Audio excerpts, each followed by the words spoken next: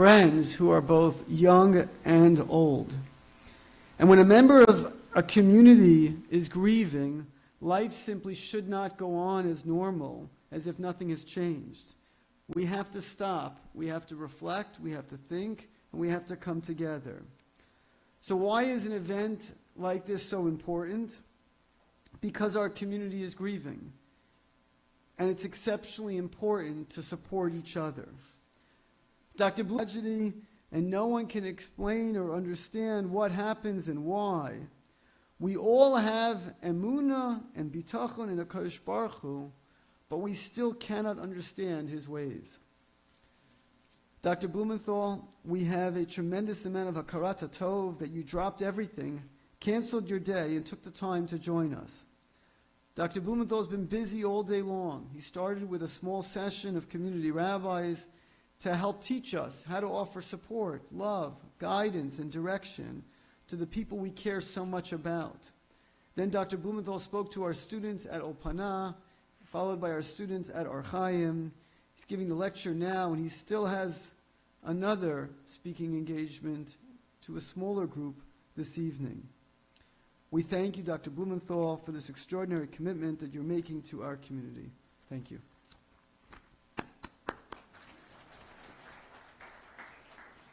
Thank you very much, Rabbi Grauer. And in the neighborhood where I grew up, the rabbi used to often begin his sermon, before I speak, I want to say something. So before I speak, I want to say something also. First and foremost, I want to thank Rabbi Grauer, who really, very remarkably, mixed sensitivity and care with efficiency. Those don't always go together. And he orchestrated this entire visit, but with enormous love and care for all the families and for the community, and it was really inspiring for me.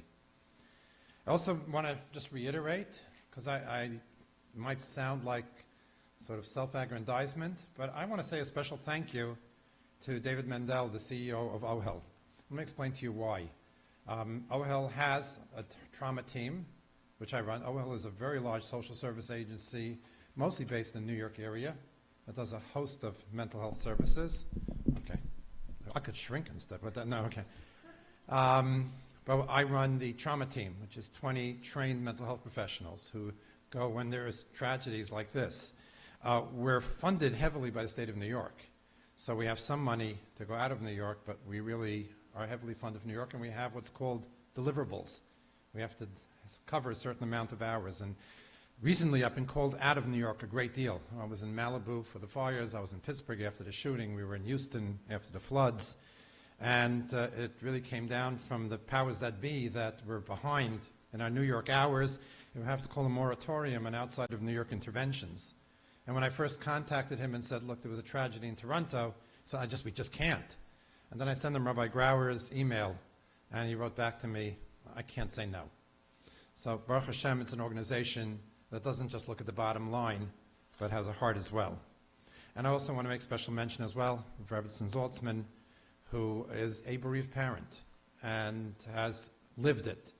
The Talmud talks about Rabbi Hanina, who says that he learned a lot from his teachers, he learned more from his peers, but the most he learned from his students. I've had wonderful professors, I've had amazing colleagues, but the people that have really educated me are those who have given me the greatest gift, which is the trust to share their personal lives and to share their personal feelings. And Mrs. Saltzman is one of them, who has taught me a great deal about being a bereaved parent. And as Rabbi Grauer said, know her, she's nearby, and use her as a resource. She's a remarkable resource. Now, it's a chutzpah to say anything, because really nothing should be said today. We have a reference point in our Bible and Chumash for the death of two children, which is Aaron, who very tragically lost both his sons during a very celebratory period during the sojourn in the desert. And Moshe gives him Nechama. And then there are two of the most powerful words, if you can say such a thing, because every word in the Chumash is a gem. But they're two of the most powerful words. I'm a Balkare. When I read it, it sends shivers down my spine. It says, Vayidam Aaron. And Aaron was silent. And the Ksava Kabbalah, the Barbanel, ask a very obvious question. The common word in Hebrew for silence is shtika. Why doesn't it say vayishtok Aaron? And they each in their own way go on to explain that vayishtok means you have something to say, but you choose not to say it, which is admirable. As a Rav in my community likes to say, a fish would never get caught if it kept its mouth shut. But vayidam, the mama, is that deep, abiding silence when there really are no words. There's really nothing to say. And that's the meaning of vayidam Aaron. I'm going to read the Barbanel because the words are almost poetic. Aval perish vayidam Aaron hu shenev hach libo v'yok even dameim. The word vayidam Aaron means that his heart turned around and was like a stone. And he didn't even cry like a father would cry over children. He didn't even accept the comfort from Moshe, because there was nothing left to his soul. And there were no words. And that's why it says Vayidam Aaron. And that's really probably the most appropriate response to the numerous tragedies that have beset this community, that at varying times have beset all of our communities. That is just, there are no words. There's nothing to say. I know my mother, Aleh Shalom, whose sister Malka is a resident here in this, Malkahan lives in this neighborhood. My mother told me once that during the war, at one point, she was selected from the concentration camp to go outside of the camp and clean up rubble from the bombings. And she said when you left the camps, things got a little looser. And they were able to talk with each other and banter a bit. And they're walking back to the camps, and it looked from the distance as if the camp had taken a direct hit from the bombings, from the Allied bombings, and that everybody in the camp was killed. And as soon as they noticed that, she said everybody just was silent. Nobody said a word. That's Vayidam Aaron.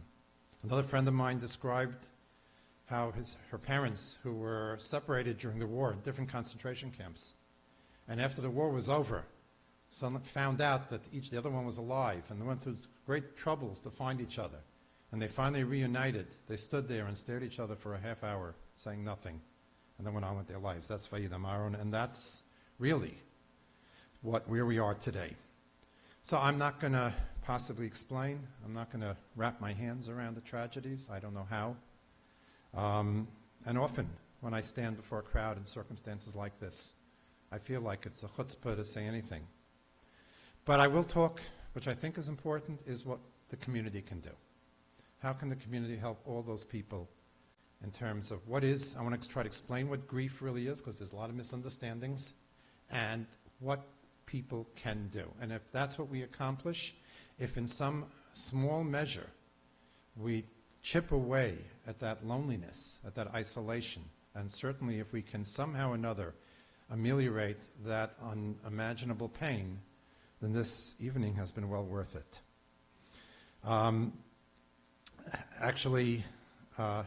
Saltzman had a very good metaphor, and I have a different metaphor, so I think hers is better, so I'll mention hers and maybe say mine. She talked about many people who have lost children, talk about losing a limb or lost loved ones as if a limb has been cut off. And if somebody loses a limb, we can't give it back to them. But we can make the world they live in, the environment they live in, easier for them as they are handicapped. We can make accommodations. We can make it handicapped accessible. And that's what we can do for the various families who are in the throes of grief today. As a community, we can make our world handicapped accessible for them. I know that many years I ran a weekend for parents who lost children. And people would ask me, what can you do for them? You can't bring the child back. So my metaphor was, I said, imagine somebody carrying something really heavy, a very heavy package. So I take my shoulder and I take a corner. And that's what we do.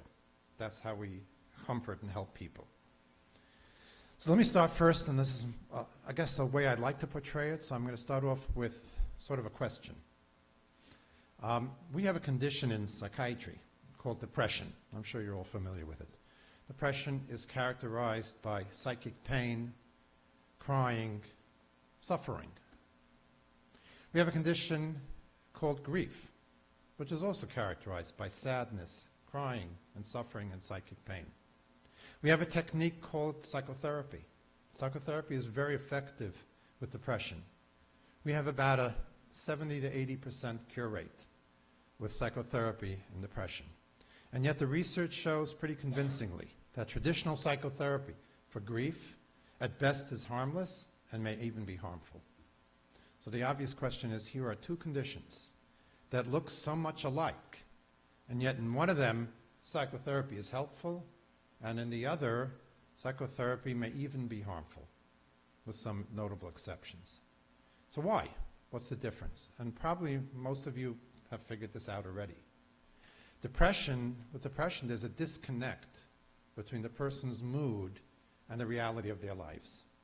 Their lives are good.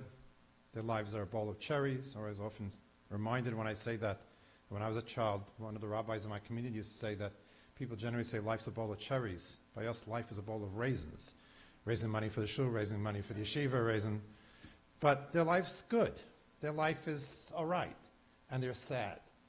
So the goal is to make their mood commensurate with the reality of their lives. So my goal as a therapist with someone who's depressed is to make them less depressed, if you will, to make them happier. In grief, the sadness is not only justified in terms of the reality of their lives, but as I'm going to try to clarify for you, the pain of grief is necessary. That nechama, comfort from a loss, and certainly from the such unthinkable losses and tragedies that has beset this community, can be accomplished through pain. So the pain is necessary. Ironically, when I'm treating a depressed patient, I measure my success by taking them out of their pain. When I'm doing grief counseling, I measure my success by validating and allowing their pain.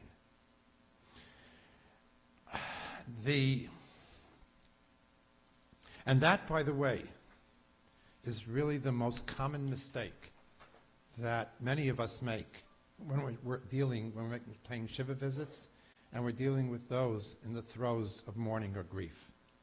Because our natural inclination is, when we see somebody suffering, we want to make them feel better. And therefore, with the best of intentions, and with pure, genuine love, we say things that are sometimes extremely hurtful, or, again, as Mrs. Salzman has taught me so many times, just exacerbates the loneliness of the bereaved, because we try to make them feel better. We try to ameliorate their loss. I know one bereaved parent who tells me when people say to him, your son's in a better place, he says, how do you like your son in a better place? It's not helpful because that's not what people need. What they need is to experience their pain. And by the way, very important as we're going to develop, as we talk more and more, the pain there's no deadline. It's not like it ends after 1 year or 2 years. In fact, the research on parental grief, the research on the loss of a child, seems to show that the first year and the third year are harder than the second year. As we say, grief isn't linear. It doesn't go in a straight line. Logic would say it's worst at first, and it gets better and better and better. It gets better, it gets worse, it gets better, it gets worse. There are good days, there are bad days, there are good weeks, there are bad weeks, there are good months, there are bad months. One of the reasons for that is that there are some events in life that are so huge, that are so mammoth, that you just can't take it all in at once. If you would take it all in, you would literally explode. So we take it in, as the Talmud says, chavilos, chavilos. We take it in bite-sized portions. So different pieces, because every child and every sibling and every parent is a world, and every spouse is a world. And we take in different pieces of what's so missing in our life, a little bit at a time. So different aspects of it sort of permeate the person's consciousness.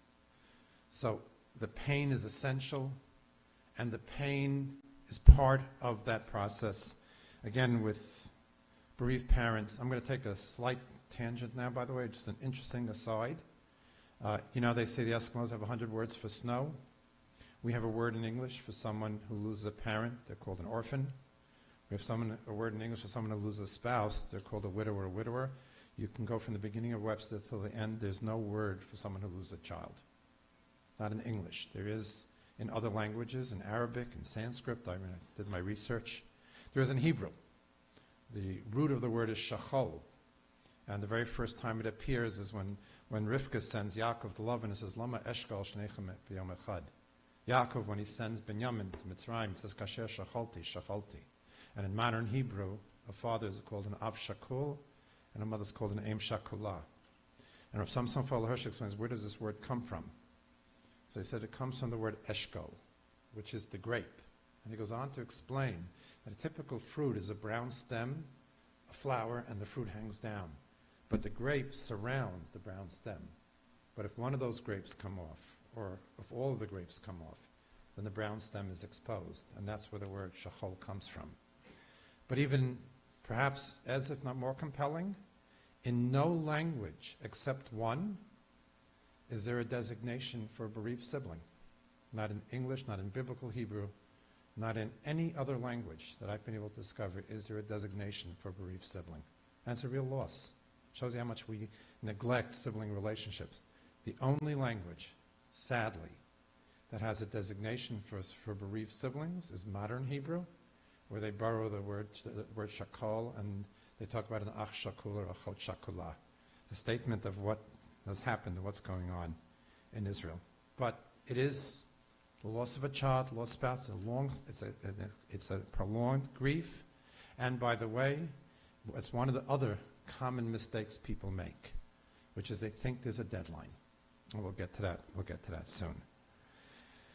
And therefore, one of the things that's important for us, and I'm speaking to myself as well, as community members, is don't try to get rid of their grief. Validate their grief, share their grief. I have heard this story, many different versions.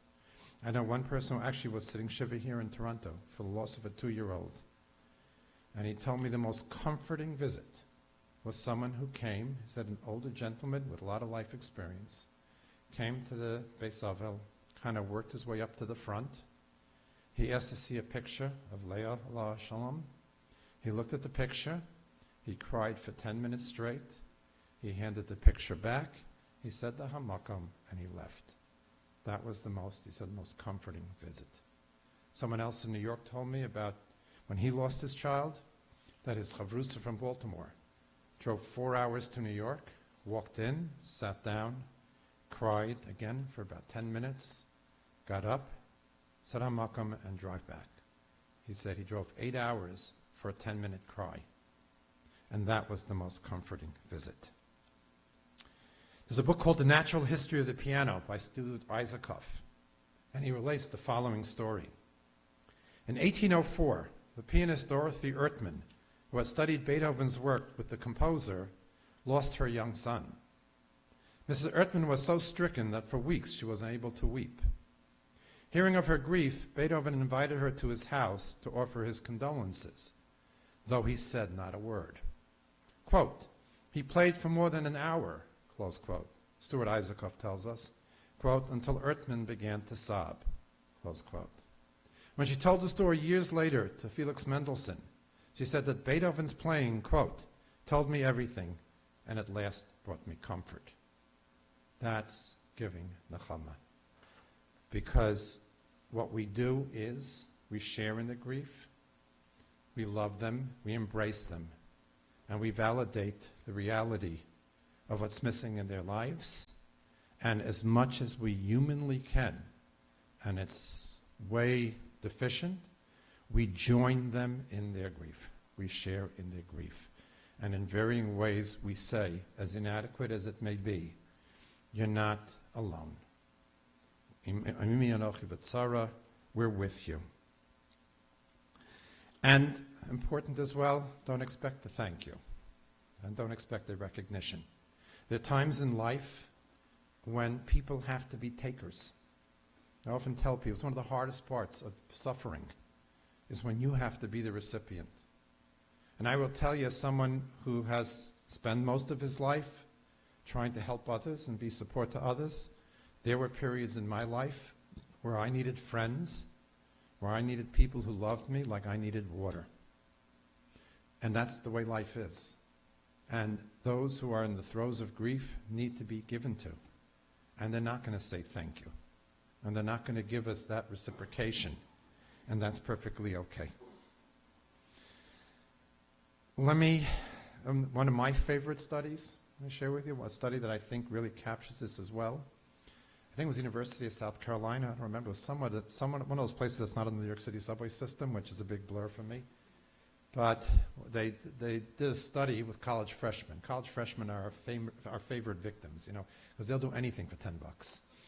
And they got a bunch of college freshmen, and they gave them a very heavy knapsack, and they took them to a very steep hill. And they told them they wanted them to climb this hill. But before they climbed the hill, they wanted them to estimate how difficult, to gauge how difficult it would be to climb the hill. The only difference was, in one instance, they climbed the hill alone, and in the other one, they climbed the hill with a friend. And fairly consistently, those who climbed the hill with a friend anticipated it as being easier than those who climbed the hill alone. And that's what you as a community, that's the handicapped accessibility you can do to all of the people here in this community. Let them know they're not climbing the hill alone. As best as we can, we're climbing the hill with them. One more thing very important, which I hear so often from people who are in the throes of grief, which is they don't have a communicable disease. There's nothing that you have to be scared of. And few things hurt more when people almost purposely and deliberately avoid them because they're afraid they're not going to know what to say. And sometimes that's what you have to say. I don't know what to say. Vayidam Aaron. There's nothing to say. I even remember one bereaved parent who lived in a town you might have heard of called Borough Park. And he described how people used to run across the street when they saw him coming, which in Borough Park is is a very dangerous undertaking because they want to avoid him, and how hurtful that was. Also, nobody wants to be pitied. People want to be cared for, they want to be loved. But the difference between pity and caring for them is pity means you poor thing. You're putting yourself up on a pedestal. You're making yourself superior. Versus sharing and joining and empathizing. No puppy eyes. No tilted heads. A friend of mine, a colleague, whose wife was tragically killed in a pedestrian accident, told me something that's very subtle, but I think it's brilliant. He said during his Shiva, several people came to him and they said to him as they were leaving, Hashem should give you strength. And he hated that. He said, but one guy, when he got up to leave, he said to him, Hashem will give you strength. And that he liked. It's a minor difference, but it's volumes. Because one, you poor thing, you should get strength. And the other one is, you're going to have strength. And by the way, let me talk a little bit about strength, because I think that's important. Strength does not mean being unemotional. We have this misnomer in our community. He's so strong he didn't cry. I'd like you to open up Chumash Bereshis. No one was stronger than our avos. And they cried, Vayef kosa aviv, Vayev Avraham l'spotlus arava liv kosa. And they were scared, Vayecharad Yitzchak harada gadola ad ma'od. And they had all the emotions. I remember once someone whose son, one Shabbos morning, didn't wake up. I always say this, I feel compelled to say, but this is why I don't get invited to parties. Because people ask me what I do for a living, and the party's over. But he didn't get up in the morning. And she called me during the Shloshim, and she said to me, I'm so weak. She said, I can't even push a door open. I feel so weak. So I said to her, that's because you're strong. And she said, what do you mean? So I gave her a mashal, I gave her a metaphor. Imagine the strongest person in the world, some Russian weightlifter. This guy has muscles all over his body. He eats steroids for breakfast, steroids for lunch, and steroids for supper. And he's about to break the world record. He's about to bench press, I don't know what the world record is, about 400 pounds or whatever. And he's heaving, and he's sweating, and the veins are popping out. And he's all red, and he's krachsing. And finally he lifts the darn thing, throws it on the floor, and faints from exhaustion. Is he strong or is he weak? You're facing the unthinkable. I remember the parents at the weekends I used to say they're walking around with a T-shirt that say everybody's worst nightmare. They're facing an unbearably painful experience, but they're facing it head on, and it's sapping them, and they can't get out of bed in the morning. They can't lift an arm because they're strong, and they're facing the enormity. And when you meet people who have endured this kind of pain, you'll understand it. So then the obvious question is why? What function, if pain is so essential, if validating the pain is so essential, why is there pain and grief? God could have created us in such a way that we would take it nonchalantly. Why did Hashem create us in such a way that we have pain? And there are many theories. I'll share with you mine. When you lose a loved one, and especially when some of these more, let's say, out of sequence, if you will, or out of atypical kind of losses, that loss never gets better. And please don't ever think, another term I want to get rid of in English is get over it. You never get over the death of a child. You never get over the death of a spouse. You never get over the death of a sibling. You never get over the death of a parent. You don't get over such things. Life is relationships. Life is connections. And when those connections are taken away from us, as was mentioned earlier, it's like a limb was taken off of you, and the limbs don't grow back. So what happens then?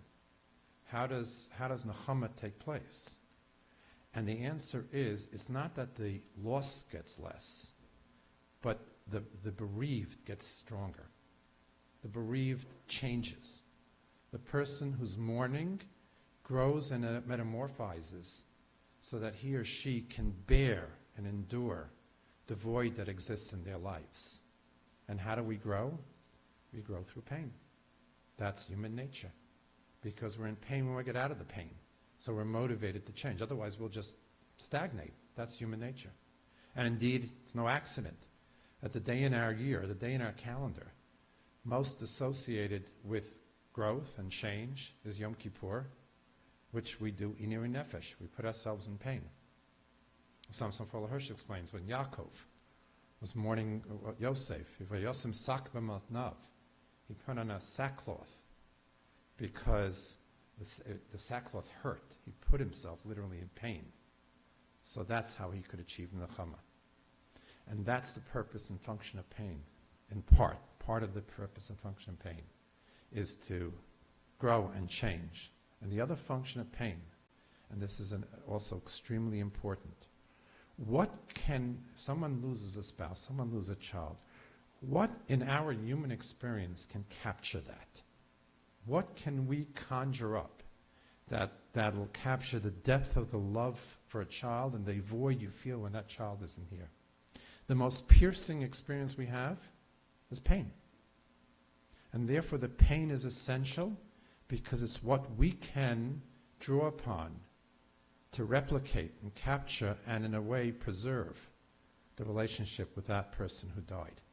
And as I often say, one of the most fascinating parts of my work is around the time that nechama sets in. And we find for bereaved parents, by the way, it's a 5-year process.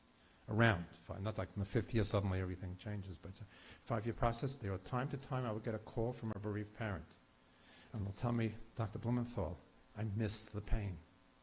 I want the pain back. As I often say, I could write a book about that.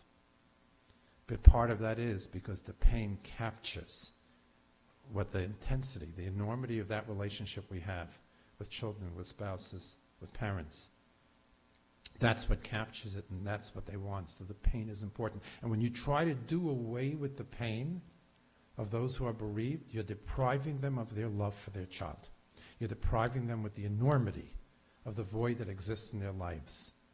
And so we have to respect that and allow it to exist, even though it's so hard. I want to tell you something. I very often will sit with people as they're wrenched in pain, as they're doubled over, as they're crying like nobody cries. It's very hard. It's very hard. I want to rescue them. I want to do something to make it. And I have to stay there with them. And I don't think there's anything I do in my profession that is as hard as that. But that's what we have to do. Cry with them, join them, play music with them, like Beethoven did, and connect with their pain.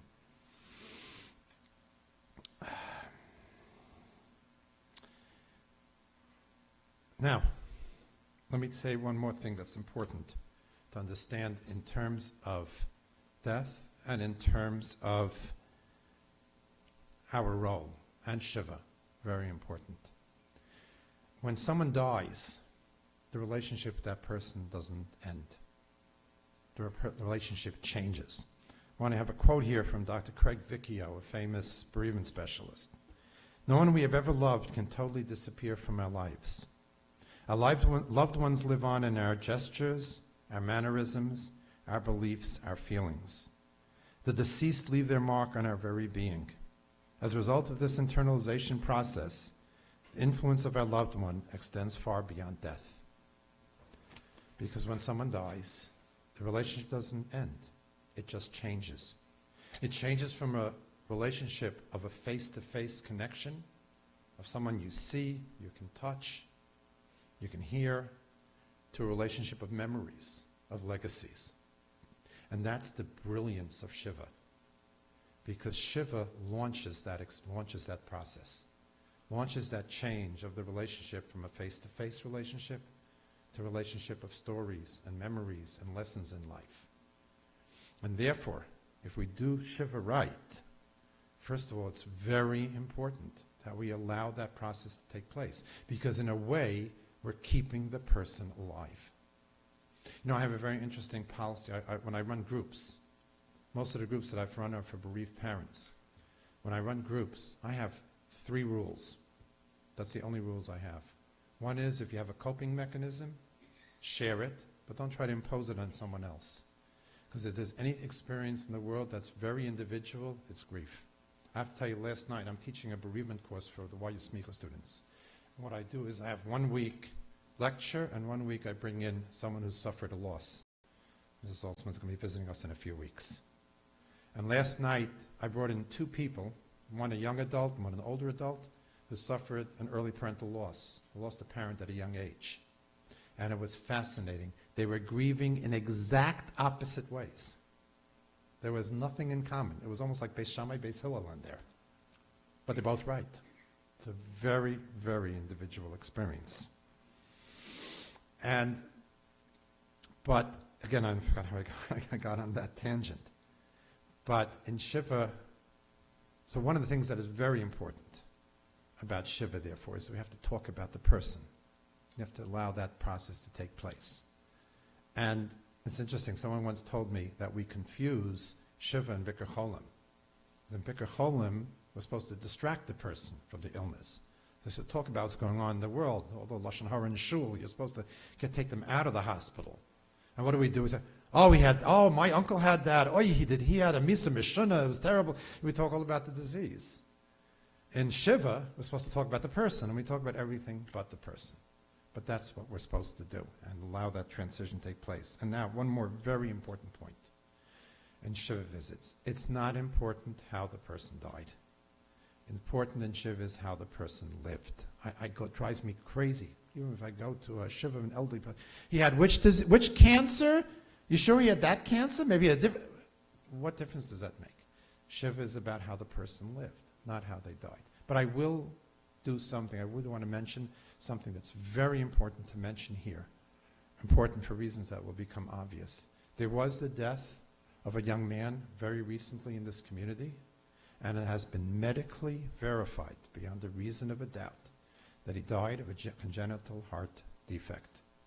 The exact circumstances of what that was, whether it was genetic or more, they're looking into and they're finding out. But this was an identifiable by the physician, by the coroner, of a medical condition. And we have to keep that in mind. That's important. But that's as far I'm going to go about that.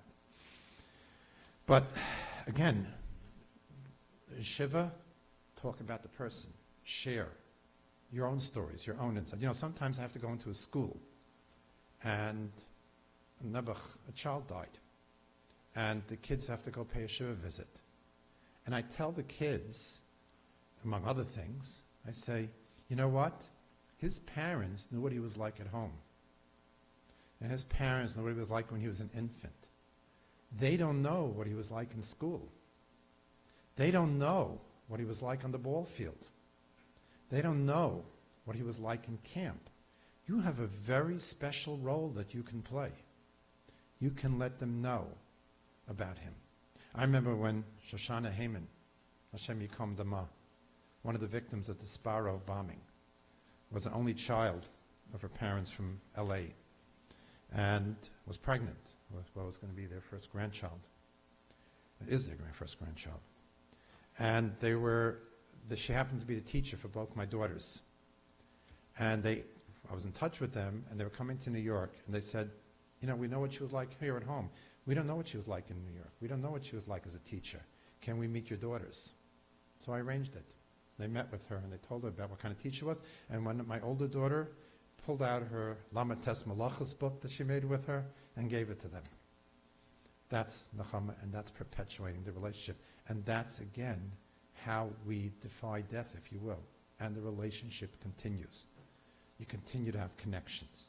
You continue, you visit the cemetery, you have conversations. And by the way, this is extremely, extremely important, particularly for the death of a child. Because one of the concepts that we talk about when someone loses a child is what we call mourning the future. In other words, if an older person dies, we mourn the life they had. When a young person dies, we mourn the life we wished they had. We mourn our dreams. There's actually, in Chumash, it talks about before the Mabul. It says, Kil Yamim Od Shiva. Hashem said, another 7 days I'm going to bring the Mabul. And the question is, why is God postponing the Mabul for 7 days? So Rashi cites, cites that they were sitting Shiva for Mr. Shalach. But there's a Yerushalmi, a Moed Katan, that says something riveting. Yerushalmi says that the Mabul was postponed for 7 days because Hashem was sitting Shiva for the world he was about to destroy. It's mourning the future. And that's the grief of a bereaved parent. The grief of a bereaved parent is the future, and all the milestones that the contemporaries reach is a knife in their heart. When the kids first go to school, bar mitzvahs, bat mitzvahs, when they go off to Israel, when they graduate college, when they get married themselves. Each one, their friends are moving ahead, and their child is not. I can't tell you how painful it is. And again, as members of the community, there's much you can do. If your child is a contemporary of someone's child who died, and you invite them to your kid's bar mitzvah, and they don't want to come, please don't pressure them. You have no idea how hard. It's not because they don't love you and they don't love your child. You don't understand how that hurts. I know someone whom I once worked with whose son died very suddenly at the age of 19. And sure enough, within a short period of time, his friends started getting engaged and married. And he'd get invitations. He wouldn't even answer them. And then his son's best friend got engaged. And he called him up and he said, please come. It'll be like Elchanan is there, please. His wife wouldn't go, but he said he'd go. And he drove from Brooklyn to Lakewood. He said he got into the parking lot, and it was like he was glued to his seat. He said he couldn't get out. And he turned around and drove home. That's what it's like. My son's roommate in Karen Biavna in NYU, and closest friend, Dani Leidel, Zichrono Livracha, died in a riptide accident in Israel. And my son got married within the year. And he asked me to call Dani's father and asked him if he would come down and be an Eid Ketubah, because Dani would have been the Eid Ketubah, been a witness to the Ketubah. And so I called him. I asked him if he would come down. And I remember it like yesterday. He said, I'll come, I'll sign, I'll leave. He stayed for the Bedekin, but he left. And I can't thank him enough, because I know what a sacrifice it was. And that's why it's, again, so important that the memory of the person is preserved. I remember once a young child who died quite suddenly, and we went to the school to help out, and one of the things we decided to do was to make up a little book about him. Take some of his drawings, some of his writings, pictures, And today you can create a book in no time. And within a day or two, we had a book together. And the class en masse went to the Shiva and presented the father with this book about his son. And he looked at it, and he went through it, and he thanked them. And then at the end, he said something that reverberates in my mind forever. He said to him, "Thank you, but please do me one favor. Never forget him." And that's what we can do for all the people that have died, is make sure we never forget them. Staff Sergeant Ari Weiss was killed in battle during a raid on Hamas terrorist headquarters in Shechem. His father, Rabbi Weiss, directed the Jewish Outreach Center Ranana and OHEL Ari Jewish Heritage Center, wrote the following: "When one loses a parent, a wall goes up behind us, for we can no longer reach into the past for those who came before us, but we can still go on. And when one loses a sibling, a wall goes up to the side of us, and we can no longer reach out to those who shared our childhood and walked beside us, but we can still move forward. However, when a child dies, a wall appears directly in front of us, obstructing our path, for this child was our future, our extension, our continuation into the generations to come. And now that future is lost, blocked out, and blacked out." They tell a story about Rav Matla Katz. Rav Matla Katz was the Rosh Yeshiva of Telz. Matla Katz was in America in 1939 raising money for the yeshiva when the war broke out. And he had a wife and 10 children who were killed during the Holocaust. He stayed here in America, he remarried, he built a new family. He never talked about his original family. Nobody ever heard him say a word. The executive director of Yeshiva told me at one time he was closing up the building at the end of the day, and he passed the Rosh Yeshiva's office, and he heard crying. And he knocked on the door. He asked the Rosh Yeshiva if he could come in, and he asked him, "Is everything okay?" So he went ahead and told him that every night before he leaves the yeshiva, he thinks about his wife and 10 children. And tonight, as he thought about his wife and 10 children, he couldn't remember what one of them looked like. That's mourning the future. We have to make sure that everybody remembers all of these children. And therefore, it becomes very important, especially for the friends, and especially for those of you who know all of the people who died. Not now, when it's fresh on your mind, but 2 years from now, 4 years from now, 7 years from now, 20 years from now, that we remember them and we make sure that the parents and the spouses and the children and the siblings know that we remember them. And there's no greater nechama. And maybe they'll cry. And I want to tell you something about tears. I shared this with the kids today. Somebody once decided to study tears. And he compared the tears of every people who cry at funerals, at shivas, with the tears that people cry when they cut onions or from irritation. And they're totally different tears. The tears that we cry from sadness have stress hormones in them. And so when we cry, we're ridding the body of stress hormones. The tears from cutting onions don't have those. Crying is not going to do anyone any harm. And by the way, and this is something that I have learned so powerfully from Mrs. Saltzman, the parent of a child who is alive fights like a mother bear to protect her child. The mother of a child who dies fights equally hard to preserve the memory of her child. And please allow them to do that. Please allow them to talk about their child.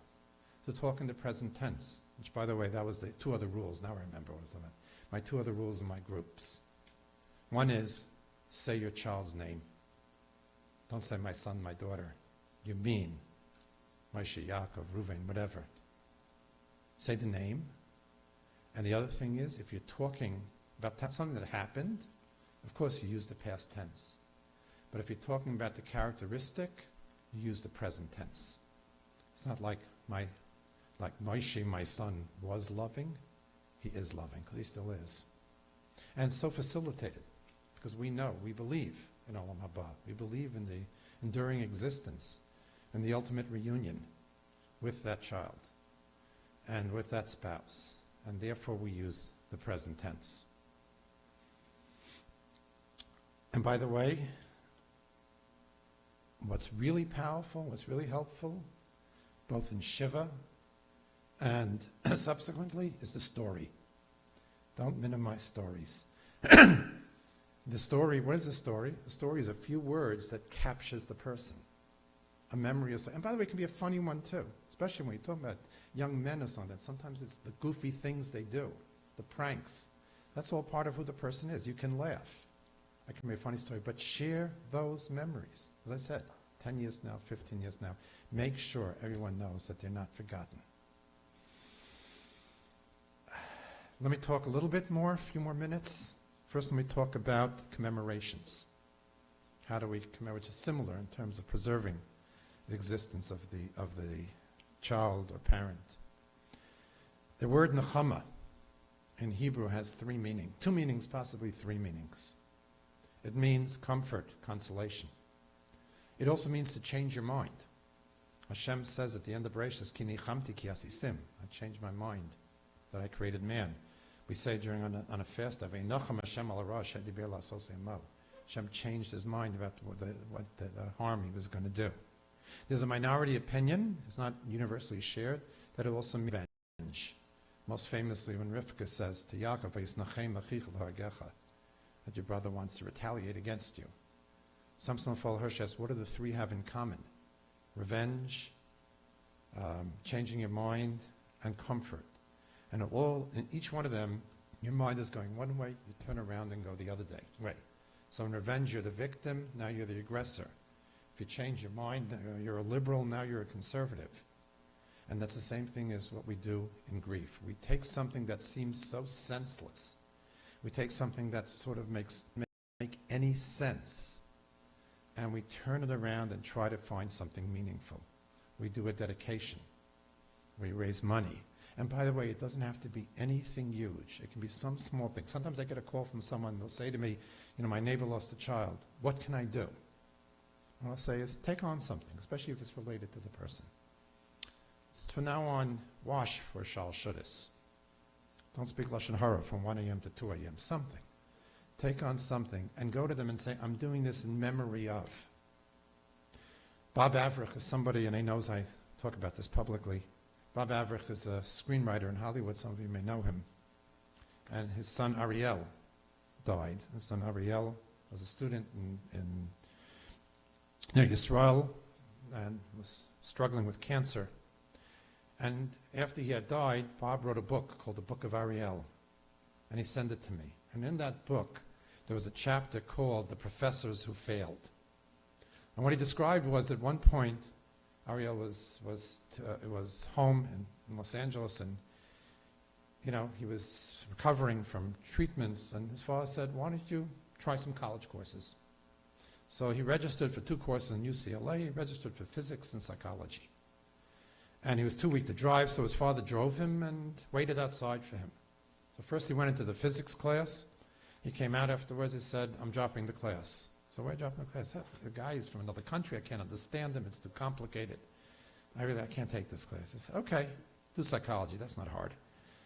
And he went into psychology class, he comes out afterwards, and he says, I'm dropping the class. He says, why are you dropping the class? He says, the professor cursed. I mean, can he curse someone out? He says, no. He used nivell peh. He used vulgarities. Psychologists think that's cool. I can't be in a class with someone who talks like that. That was the beginning and end of his college career. After I read the book, I gave Bob a call. I told him how much I enjoyed the book, and I wanted to share something with him. I said, I try to do the right thing.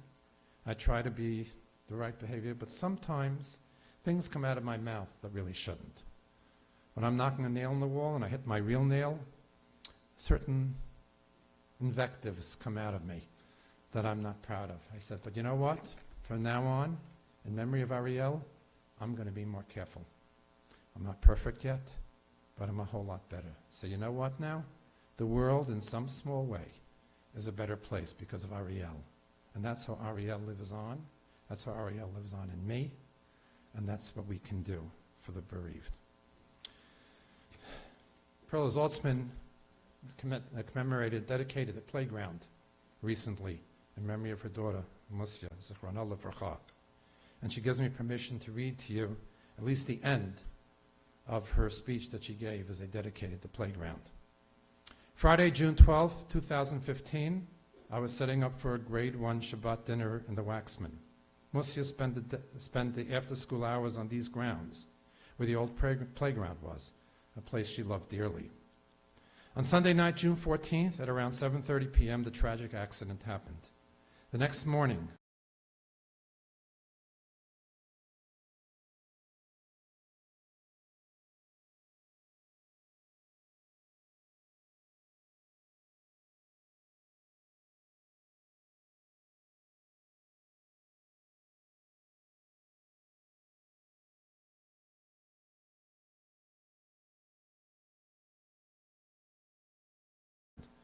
one that we hope will weather storms of what life looks like without you. Mashiach is the only rainbow this storm is preparing for. The monkey bars are waiting for you, and so are we. As you said in your last audio clip, jumping is fun. It will continue to be for the generations of children playing here, a source of bright colors, life, love, hearts, rainbows, inclusion, and friendship. Hope you love it, Mus. Let me explain briefly then in this context that what is Nechama? What is consolation? If the pain is essential, if the pain is forever, what exactly happens? And how does this pain turn into Nechama? So again, nobody ever gets over it. The void in everyone's heart, that piece of ourselves that is missing, always remains missing. A number of years ago, I was called into Philadelphia. A young man in Sukkot was crossing the street after shul. A drunk driver came careening down the street and hit him, killed him in front of his family, in view of his family, and in view of a bunch of children who had him as a camp counselor in the day camp. So this was trauma on top of grief. And I was down in Philadelphia, and I was interviewed by the local Jewish radio personality. And he's asking me mostly about the trauma that afflicted mostly these children. And then he asked me a question, and I couldn't even believe the answer that I came back with. He said to me, Dr. Blumenthal, what about the family of this young man? Will they ever get over it? And I said, the grief will be forever, but the pain will be less. To understand Nechama, you have to differentiate between the grief and the pain. The grief is forever. Please don't ever suggest to somebody that they're not still grieving 30 years from now, 50 years from now. But because of the growth and because of the changes and because of the rewriting of one's life narrative, the pain becomes just bearable. And that's what Nechama is. Or to quote a bereaved parent who was once talking to a more recently bereaved parent, they said, trying to describe what it's like now, 5 years later, they said, now it's not the first thing I think about when I wake up in the morning. Let me conclude with a story, and then I would like to read from some psukim, and with that we'll conclude. A number of years ago, I was doing a retreat for bereaved parents, and I had to give a speech, a talk.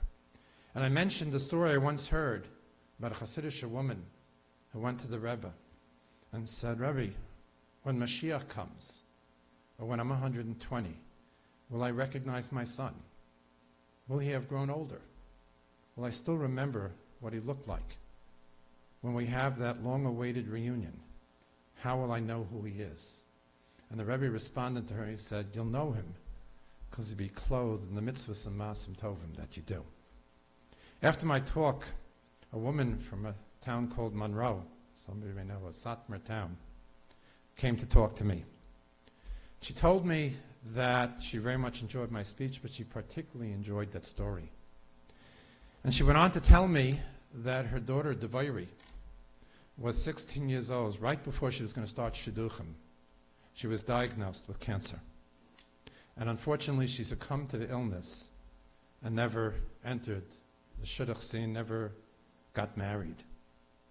And to commemorate Devairi, she said she's a cosmetologist. She does makeup. So to commemorate Devairi, she volunteers her time to go to chasnas and put on the makeup for the bride. And then she thanked me again for the story, because she says she knows she'll recognize Devairi because she'll be a beautiful bride. There's a few psukim in Yeshaya, which we read during the Shiva Nechemta, during the time of comfort after Tisha B'Av. I'll conclude by reading them. I'll read them in Hebrew. I'll read them in English. And with it is a tefillah, a prayer, that the prophecy that's embedded in these words will come true soon. Od yamu vaznayach b'nei shikulayach, tzali hamakom, g'shaliva esheva. V'yamart bilvavech miyalad liyasela, vanish chula v'galmada, gala v'sura. V'ele mi gidel, hein ani nisharti levadi, ele, efo hem. Kol mar Adonai Elohim hinei esoel goyim yodi ve'elamim arim nisi. Ve'viu v'nayich b'chotzen u'v'nosayich al kosefti sa'ena. V'yumel olchem amnayich v'saros sehem enik yosayich. Apayim eretish tachavulach v'afar raglayich yelachechu. V'yadat ki ani Adonai asher lo yevoshu kovoi. The children you thought you had lost shall yet say in your hearing, the place is too crowded for me. Make room for me to settle. And you will say to yourself, who bore these for me when I was bereaved and barren, exiled and disdained? By whom, then, were these reared? I was left all alone, and where have these been? Thus said the Lord God, I will raise my hand to the nations and lift my ensign to the peoples. And they will bring your sons in their bosoms and carry your daughters on their backs. Kings shall tend your children, their queens shall serve you as nurses. They shall bow to you, face to the ground, and lick the dust of your feet. And you shall know that I am the Lord. Those who trust in me shall not be shamed. May be spared any more suffering, and soon witness this day. Thank you very much.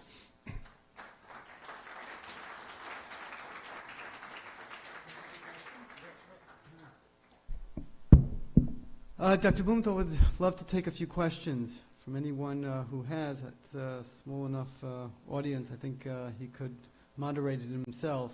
So if you have a question, please raise your hand, and I'll let Dr. Blumenthal take it from here. This is a school, so you raise your hand. Okay, go ahead. If you have to go to the bathroom, also please raise your hand. Yeah. I'll repeat the question.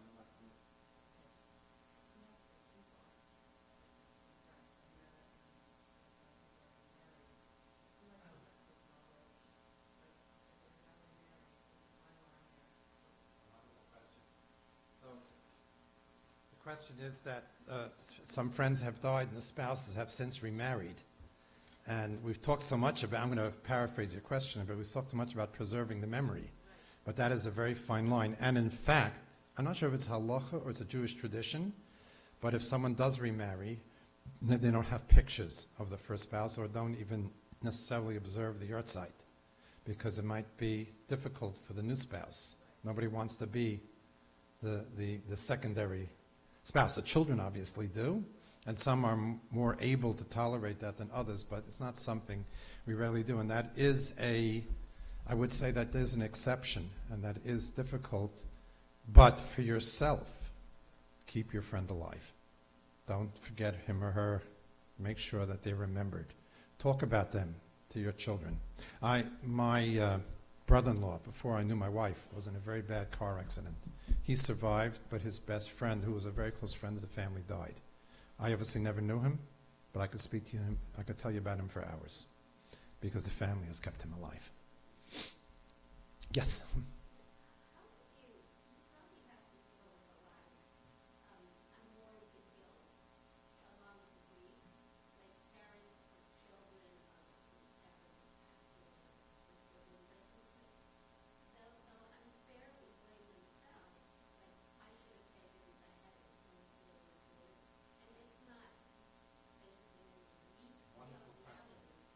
The question was, when people, especially, by the way, the death of a child, there's a lot of guilt, unfair, unwarranted guilt.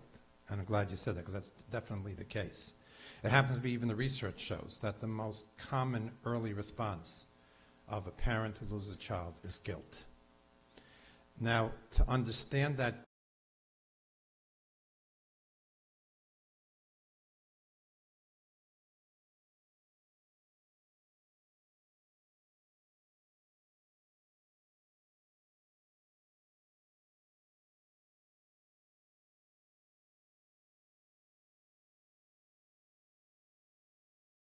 irrational guilt. This guilt is not rational. And as you said correctly, in the vast, vast majority of cases that over the last 25 years that I've worked with bereaved parents, not only do they have nothing to feel guilty about, but it's quite the opposite. They have heroically gone to every length to save their child, run into burning buildings, traveling the world looking for the right specialist, and yet they feel guilty. And the reason they feel guilty is that it's in the nature of a parent, and especially a mother, to protect a child. And if somehow or another the child is harmed, they feel guilty even though there's nothing guilty to feel, because it's an assault on their identity as a parent. I mean, I give an example. Like, my therapy is hiking. About once a month, I get together with a bunch of old guys like me, and we spend a day in the woods. In fact, I have a fake organization. I call it AIC. Stands for Arthritic Country Hiking Expedition. It's a bunch of us guys. We go hiking together. And we go in Harriman State Park in upstate New York, which has about 2,000 miles of trails. And we encounter bears sometimes. Most of the bears are more scared of us. They run. But God forbid you get between a mother bear and her cubs. You're in danger, because it's in the nature. A mother protects her child. So the guilt is, as I said, it's an irrational guilt. The guilt is that I couldn't protect my child. I couldn't save my child. And the problem is everybody says, but of course, look, you did, how could you be so upset about every kid has a headache, and how should you have known, and you went to every special, and look what you did. That's talking up here. It's over here. And what I tell parents under those circumstances, I say, it's part of the pain. I explain this to them. I say, it's part of the pain. I don't validate the guilt. I tell them, of course, you know you have nothing to feel guilty about. But it's a stira, it's a contradiction to your definition of yourself as a parent. But the one comfort I can offer them is that it tends to dissipate early, except in some circumstances. And by the way, I do want to mention something. I should have mentioned it in the course of my speech, and this I was just reminded, so please forgive me. I want to talk 3 minutes about suicide, because I know that's one of the tragedies that took place here. And that's a guilt that does tend to linger. But I have to tell you that, and research backs it up totally, suicide is an illness. It's an illness like any other. It's not because of bad parenting. It's not because of stress. There are people who have lived through unbearable stress and are not suicidal, and there are those who live under some stress and are suicidal. Suicide, or mental illness, is an illness like any other. And just like any illness is a combination of genetic factors, an illness, and environmental factors. So if somebody has heart disease, it's because there's a family history of heart disease, because there's a blocked aorta, and because they're eating a lot of kishka every Shabbos. The same thing is true with mental illness and suicide. Suicide, there's a genetic predisposition to suicide, independent of what mental illness. There are some people who are, for some reason, wired to engage in self-destructive behavior. Proof is the Hemingway family, which some of you may know, that many of the members of the family have suicided. And if there's an environmental stressors, it could be that there are losses or stress, and there's a mental illness in 95% of cases of suicide. So we have to look at suicide, and that's a challenge as well, as a person dying of a potentially fatal illness, just like people die of heart disease and cancer, etc. But in suicide, the guilt tends to, even though, again, it's just equally unjustified as in any other illness, but again, because of these misconceptions, the guilt tends to linger longer. Yes, please, but speak up, please. My old ears don't work so well.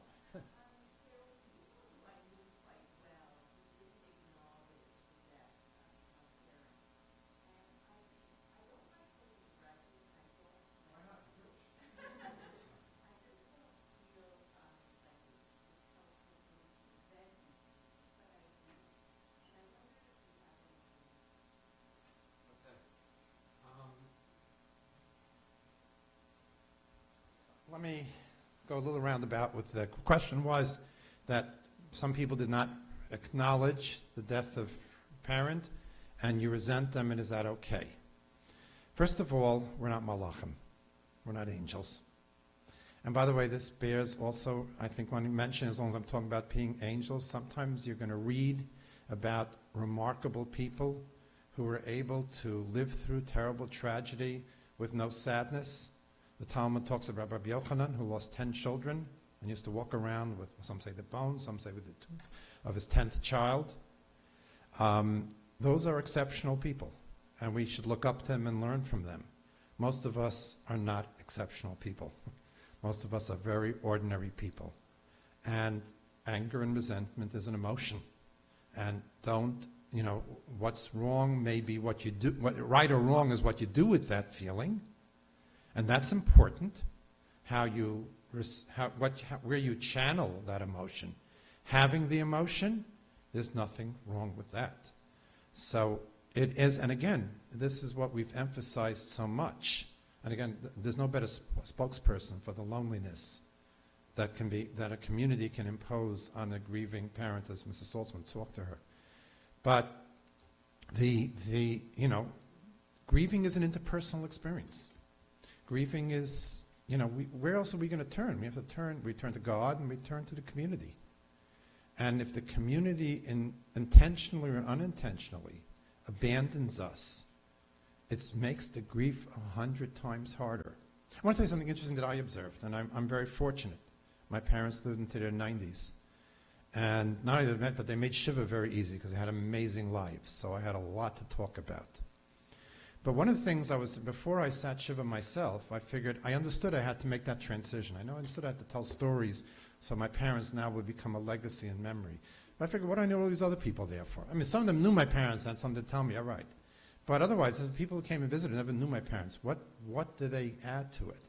And then I realized it from sitting Shiva, because I would tell a story about my parents. And from their reaction to the story, I understood my parents better. They were amazed. That's incredible. They were bored. I guess that wasn't so great. But, the interaction between me and the visitors helped me so much understand and now preserve the memory of my parents so I can tell my grandchildren about them. The grandchildren named after them. I can preserve their memory so much better. It's an interpersonal experience. And when people don't validate or acknowledge, it is very it's very destructive. It's harmful, and that's why we have these kind of gatherings. Yes, go ahead.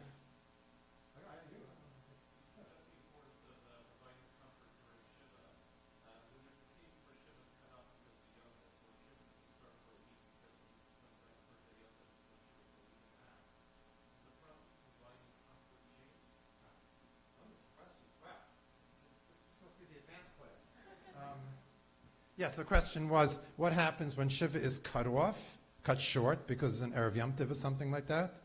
Or what if the Shiva is postponed? My mother-in-law, who died before I knew her, died in the first day Chol Hamoed Sukkos. My wife and her siblings and father had to go through Simchas Torah before they could sit Shiva. And does that change the process? So it's interesting, those who have a truncated Shiva feel incredibly deprived, and they really are. That doesn't mean you can't afterwards, and doesn't mean you can't do this constant ongoing preservation.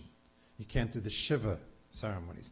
And my understanding of that, and the Rabbanim here are probably better able to explain it than I can, I think what Hashem is telling us is sometimes there are things that are more important than our grieving.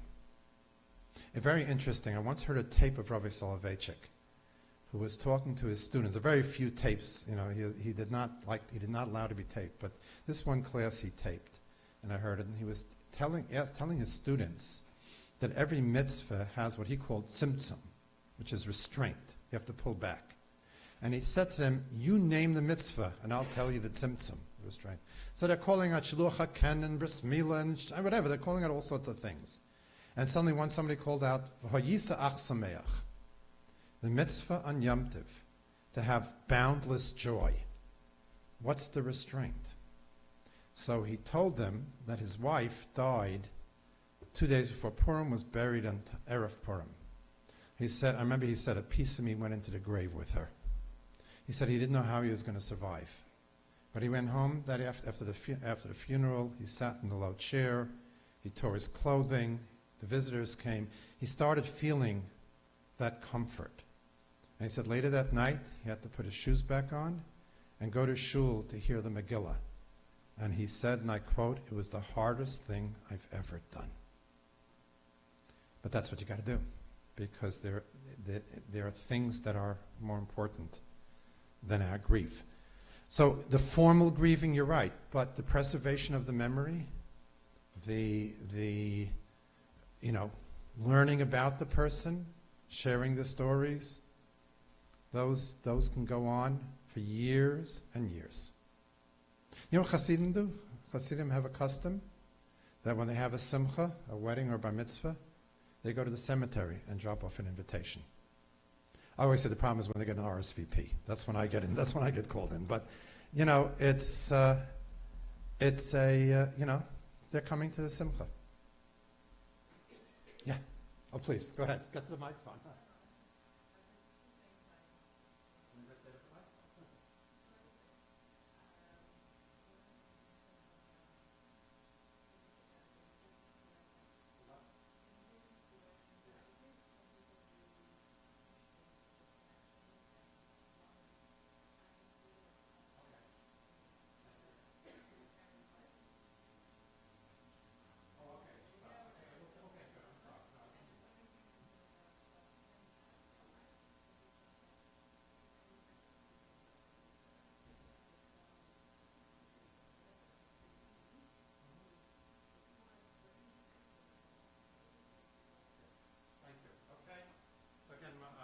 Teacher, all right, these are my teachers.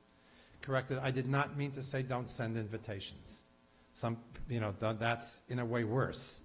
Like I say, oh yeah, you don't want to come. Send the invitation, but don't arm twist. What I find, and tell me if that's wrong, what I find is, come on, please come. Oh, come on, by now you should be able to come. Or it'll mean so much to, if a person says, there's an interesting thing about people who are grieving is, I often talk about it as a psychological adrenaline rush. It's true of trauma too. We think that when people are suffering, they somehow, they get obtuse, they get stupid. It's not that. It's just that all their mental energy is on getting through the ordeal. So they may not remember, when they're grieving, they may not remember that new recipe for Lakshmankugel. Or they might not be able to recite the exact value of pi. But what's necessary for them, for their grief, they know. So please send them an invitation. Please make sure they're welcome, and it's very important. And again, that's so emphasized, and Ms. Saltzman reminded me again, treat them normal. There's nothing wrong with them. Be normal with them. Be straightforward. Be sympathetic and caring, but be normal. And when I said handicapped, I didn't mean that there's something wrong with them. They're healthy people. They're strong. They're remarkable people. People ask me sometimes, how can you do this work? How does it not get to you? And one of the things I tell people is I see such incredible strength, such brilliance. Let me share with you just one story, because it was all told over in public, and I'll get to you. I don't know if any of you remember the helicopter crash in the Grand Canyon. There were kids who were literally orphaned. Now this story was told in public, so I'm not telling something private. So there was one child who was 6 years old who lost both his parents, and he was staying with his grandparents, and it happened on a Friday afternoon. So the next day, they didn't tell the children that night, the grandparents. So the next day, the child's walking with his grandfather to shul, and the grandfather realized people in shul are going to say things. So he has to tell them. So while walking to shul, he informed his 6-year-old that he's now an orphan, a real orphan. Both parents died. Kid didn't say a word. 2 blocks later, some of the kid stops, and he looks up and he goes, Zaidi, you know how you always used to say that if you could raise me, you'd do a better job? Now's your chance. It's brilliant. He took what the grandfather said, and like he was asked, who's going to raise me? Who's going to take care of me? You see such, as children are the most remarkable. So you see incredible strength and resilience, and it's truly remarkable. So again, I did not mean to imply, and I appreciate that they're handicapped in that way. Yeah, thank you. There was a question point over there. Yes, go ahead.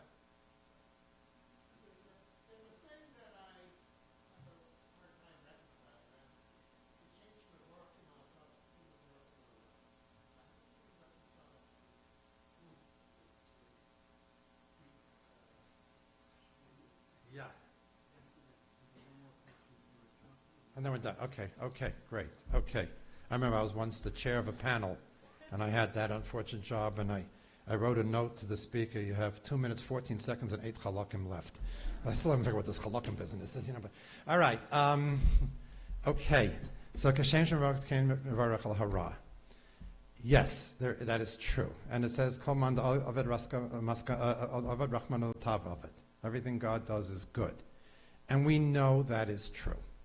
And we know that in ways that are unfathomable to us, everything that we consider tragic, in some way beyond our conception, is somehow towards something or is good in ways that we can't understand. And we have to acknowledge that. There's no question about it. Doesn't mean we have to feel it. We're entitled to have feelings. One of my favorite divrei Torah that I often repeat in the Yeshiva house, it's not mine, so please use it if it's appropriate, is said in the name of Rav Leibel Eger, the famous grandson of Rabbi Akiva Eger, who became a Katzcha Chassid, which was like becoming, I don't know, a liberal. I don't know. But it was a terrible thing at that time. I'm joking. It's a terrible thing at that time. And they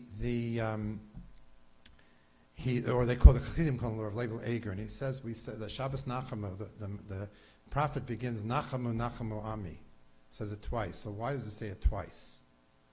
And so Rashi says one's bias Rishon, one's bias Sheni. He says no, that's not the pshat. He says the first Nachamu is, the first comfort is, someday all this will make sense. The Holocaust, the Crusades, the pogroms, the terrorist attacks, all this will make sense. So what's the second Nachamu? The second Nachamu is Hashem says, nevertheless, I'm sorry I did this to you. That's the reality. So yes, we have to bless it, and we have to sometimes, I remember once I was speaking to a group of bereaved parents, and I said to them, what amazes me is I've dealt with hundreds and hundreds of people who've dealt with unthinkable tragedies. I mean, just unbearable. And the number that have become irreligious, I can count on the finger of one hand. And one woman came to me afterwards and said, well, of course, where else are we going to turn?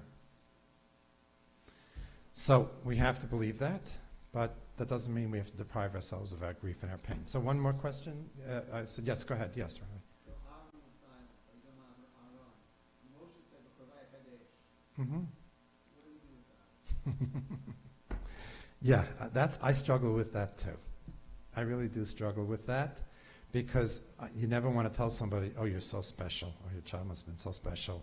That's something like that. I struggle. I don't know. I struggle. I have a hard time with that also. I haven't been able to wrap my hands around it. But again, I'm going to go back to what I said earlier. It's Moshe and Aaron. These are not, the best thing I can say is they're operating on a different level. But even the people operating at a different level, you should know. I've been told by Talmidim of Rosh Shmuel Birnbaum, who was a Rosh Yeshiva, the Mir Yeshiva, who lost 2 children. And one was a mistaken identity, where he was in Israel. He was mistaken for a terrorist, and he was shot. And they told me he grieved painfully. There were years when he couldn't go to chasnas and he couldn't give shir. And he was one of the gedolim of our generation.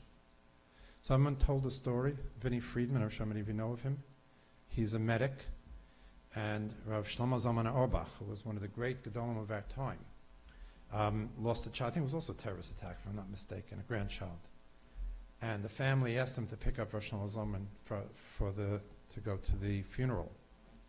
And he picked, because he's a medic, he thought it might be medically, he was an old man at the time. Rosh Shlomo Zalman got into the car, didn't say hello or anything, he just said, God is a trustworthy God. He's righteous in every way. And it goes a pasuk and he just kept saying it over and over again. When he got to the cemetery, he was leaving the car and he apologized to Bnei Friedman for not talking to him. But he said he was afraid if he didn't say that pasuk, that heretical thoughts would enter his mind. Shlomo Zalman Auerbach. And then it says, Vayidam Aaron. Aaron was silent. He said, it doesn't mean he was silent, it's like his mind went blank. And then he shrugged his shoulders and said, I'm not an Aaron. That's Shlomo Zalman Auerbach. So Bikravaya Kadesh, I guess you have to be a Moshe and an Aaron to understand that, Okay, thank you very much. Okay, we'll just close with a few thank yous. Once again, thank you so much, Dr. Blumenthal. Really, just an incredible presentation. Thank you to the Silver family for sponsoring tonight's program. Thank you to OHEL again for everything that they've done to help make all of this possible. We'll have a Marav Minyan in the small Beit Midrash, which is in the other room, just because it'll be a little bit faster than trying to clear this room. Anyone who wants to daven can head over there. We'll daven in about 3 or 4 minutes. And thank you again. May we as a community know more simcha than sorrow in the months ahead. Thank you.